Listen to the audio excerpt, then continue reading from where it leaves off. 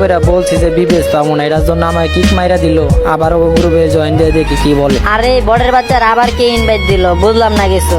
এই বড়ের বাচ্চা বড়, তোর কি লজ্জা শরম নাই? তুই আবার আমাদের গ্রুপে আইছস। আরে ভাই, আমি হয়তো আমার অডিয়েন্সদের মন জয় করতে পারি নাই, কিন্তু ইনশাল্লাহ একদিন ওদের মন জয় করে ছাড়বো। আর আমি একদিন আমার আইডিতে বিবেচ অবশ্যই নিব, তুমি দেখে নিও। আরে ভাই লোল, ওর 1 লক্ষ সাবস্ক্রাইবারের চ্যানেল, ও যদি মানুষের ভালোবাসা পাইতো তাহলে অনেক আগেই পাইতো। আরে ভাই তুই যেদিন বিবাস পাবি সেদিন আমাদের গ্রুপে আসবি। যা ভাই যা, এখন আমাদের মাথা খাস না, যা ভাই।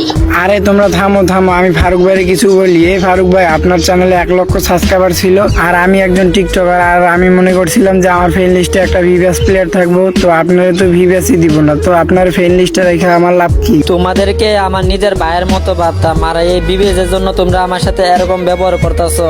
এই বড়ের বাচ্চা বট, এত কথা না কয়ে গ্রুপতে বাইর হ যা। আর শোন, যেদিন বিবেচ পাবি সেদিনই আমাদের গ্রুপে আবি, এর আগে আমাদের গ্রুপে আইস না। এখন তুই আমাদের গ্রুপতে বাইর হ, ফট।